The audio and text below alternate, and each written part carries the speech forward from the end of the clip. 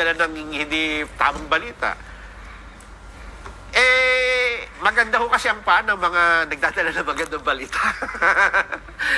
At kapag kayo pa rin ang taga-gulpe, madudumihan yung paan ninyo, papangit na kayo. Di ba? Ang ibig sabihin, hindi ho pwedeng pagsamahin. Ito naman na sa akin lang na opinion, Jen, ha? Oo. Di ba?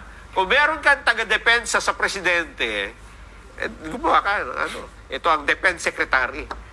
Pero kung PC o secretary ka, hindi ka dapat, pwede yan dumipensa, pero wag masyadong katulad itong ginawa ni Atty. Claire Castro kagad, hindi pa mainit yung upuan, Jen, eh. Ganun ba? Tumira kagad, bunwelta kagad sa dating Pangulo. Dapat sa kanila, ang posisyon nila medyo mataas, di ba? Dapat huwag silang le-level dun sa... Iba na dapat ang level nila ngayon. Ayun, dapat iba na. Kalimutan na nila yung mga dati nilang pagkatao. Di ba?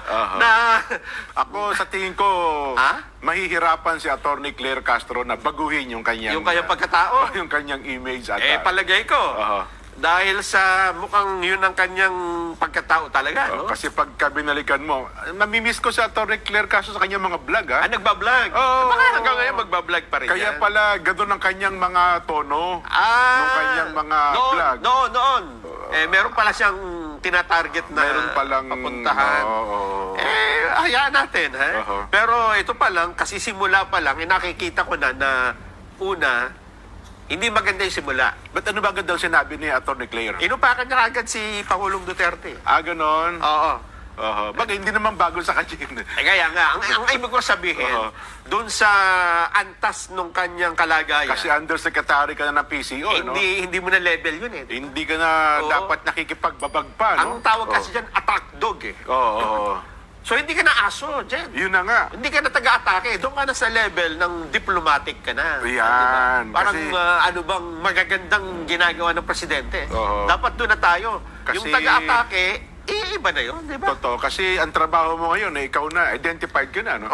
Kasi kung makikipagbugbugan ka, at ikaw yung undersecretary, wala kang gagawin kundi sumagot sa manggot. Kasi tsak magre-retaliate yung kalaban ng kabila. At ang mangyayari niyan, hindi nyo na maimemensahe kung ano bang magandang ginagawa ng hindi ka makagagawa ng trabaho mo bilang undersecretary. Yun nga. Ngayon, kung ikaw itinalagang undersecretary para yun ang trabaho mo, siguro, gawin mo. Baka yun naman talaga kanyang gampanin, ano? Baka nga.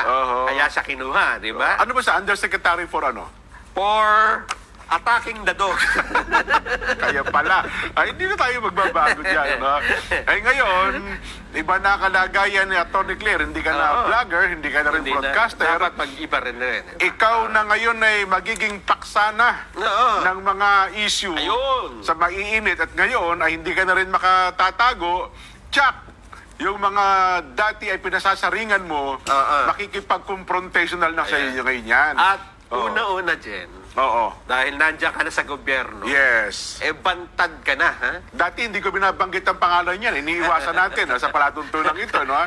Pwede mo na upakan ito, di ba? Hindi ka na pwedeng magbalat sibuyas sa Atty. Claire. Kasi ganyan talaga trabaho sa gobyerno. Opisyal ka na ng gobyerno, eh, no? Kaya dito pa lang, umpisa pa lang, kita mo, pinipitik-pitik na. Yun na po ang magiging kaibahan nyo dyan. At yaman din lamang sinimulan nyo po yan, tsak, sa mga ilan pang mga paksain maging sa social media, ewan ko lamang. At ngayon, hindi ko lang alam kung ipagpapatuloy pa ba niya, Nason. Kasi bilang PCO Undersecretary, tsak, ubus ang oras mo dyan. Ngayon, kung makapagbablog ka pa, ewan ko na lamang.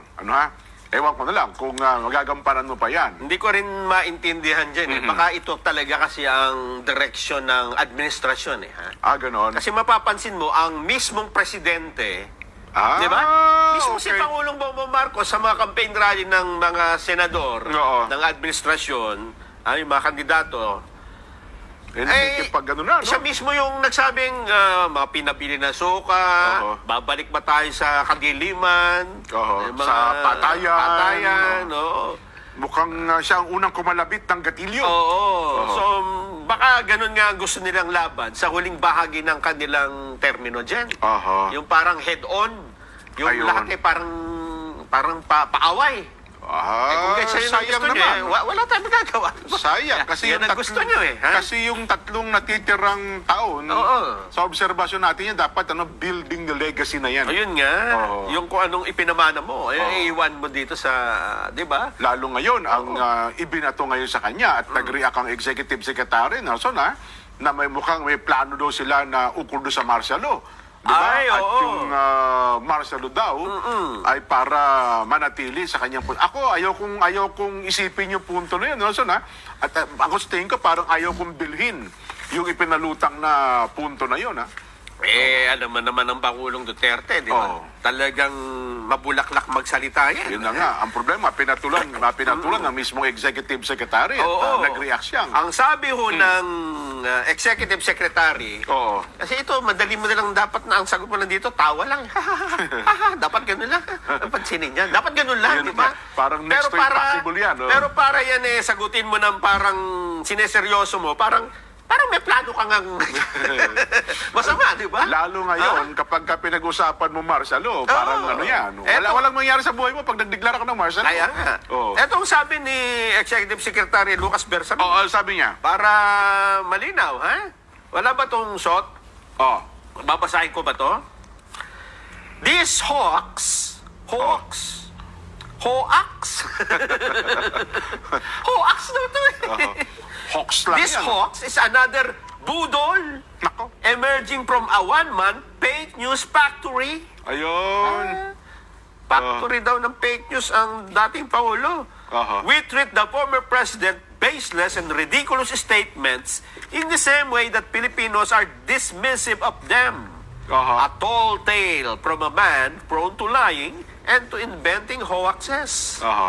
Ayun. Kung ako yan, pag tinanong sa akin, alam mo ba, sasagot ko lang ganito. Oo. Alam mo, kahapon pa sumasakit ang tiyan ko dyan. Sa katatama. Dapat ganun lang. Ganun lang sana. Kasi kung mga hindi mo seryoso Oo. yung isang statement, huwag mo rin seryosohing Yan. sagutin. At bilang isang dating hukom ng kataas-taasang hukuman, Oo. Nelson, alam din naman ni E.S. Bersamin yung bagay niya. Ang problema, nakipag-head-on siya doon sa inilutang na issue ni Pangulong Digong. Ano ba sabi ni Pangulong Digong? Para maintindihan daw natin at bakit ganitong sagot ng Malacanang. Oo. Ang sabi po ng Pangulong Duterte, Okay. Mr. Marcos is veering towards the dictatorship. Naku, papunta daw sa pagiging diktador, I will place my bet.